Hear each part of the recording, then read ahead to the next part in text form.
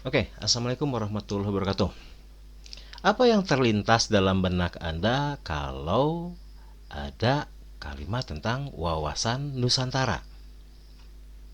Ini suatu konsep yang telah lama kita dengar. Dari kita SD mungkin, SMP mungkin, SMA, dan sekarang kita mendengarnya lagi pada saat kita kuliah. Oke, kalau kita berbicara tentang wawasan Nusantara, berarti kita berbicara tentang bangsa, tentang cita-cita nasional, dan juga tentang tujuan nasional. Ya, jadi ada komponen-komponen itu, bangsa, cita-cita nasional, dan juga tujuan nasional. Nah, adapun faktor penentu dari wawasan Nusantara, ini ada bumi atau kajian secara geografi, ada manusia atau penduduk, dan juga lingkungan. Ya, dan dengan memperhatikan tiga faktor tersebut, maka suatu bangsa penting untuk memiliki yang namanya wawasan nasional. Wawasan nasional adalah cara pandang suatu bangsa baik ke dalam maupun keluar yang dipengaruhi oleh ideologi yang dianut, bentuk geografinya, sejarahnya, serta kepentingan nasional. Wawasan ke dalam adalah cara pandang suatu bangsa terhadap dirinya sendiri, bisa wilayahnya, sumber daya alamnya, dan juga sumber daya manusianya. Adapun wawasan keluar adalah cara pandang suatu bangsa terhadap negara lain. Wawasan nasional dijadikan sebagai landasan dan pedoman dalam mencapai tujuan nasionalnya. Wawasan nasional bangsa Indonesia disebut dengan wawasan Nusantara.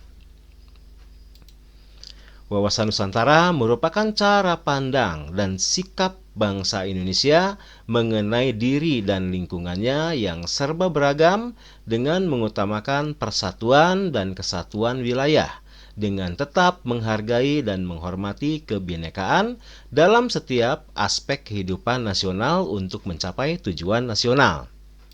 Tujuan dari wawasan Nusantara ini dibagi dua, yaitu ada tujuan ke dalam, yaitu untuk mewujudkan kesejahteraan, ketentraman, dan keamanan bagi bangsa Indonesia.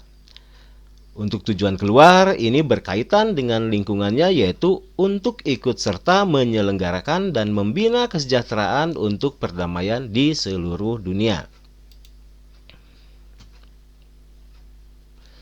Secara historis dan yuridis, wawasan Nusantara sebagai wilayah ini dijelaskan pada Deklarasi Juanda 13 Desember 1957 yang dikukuhkan dengan Undang-Undang Nomor 4 PRP tahun 1960.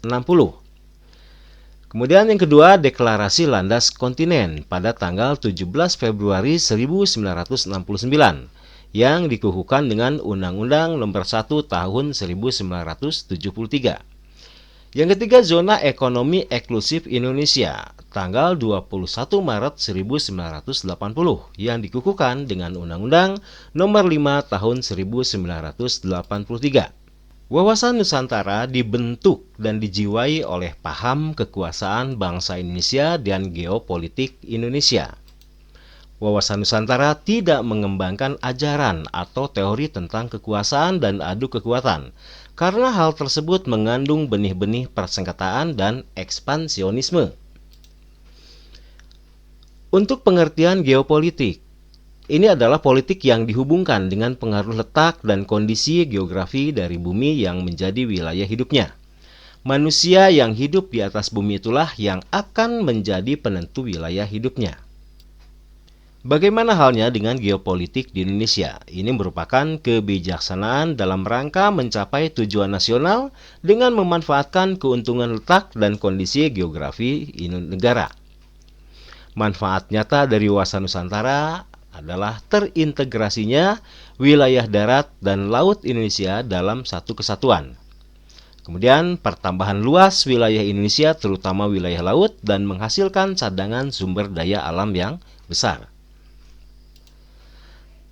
Hakikat wawasan Nusantara ke dalam lebih menampakkan sifat dan ciri sebagai kesatuan wilayah laut dengan pulau-pulau di dalamnya yang merupakan satu kesatuan utuh dan manunggal. Dan keluar, Nusantara yang terletak di antara dua samudera dan dua benua berada pada posisi silang yang sangat strategis. Jadi, esensi wawasan Nusantara adalah cara memandang Indonesia yang majemuk tetapi satu, yaitu Bhinneka Tunggal Ika. Demikian penjelasan tentang wawasan Nusantara. Semoga bermanfaat. Wassalamualaikum warahmatullahi wabarakatuh.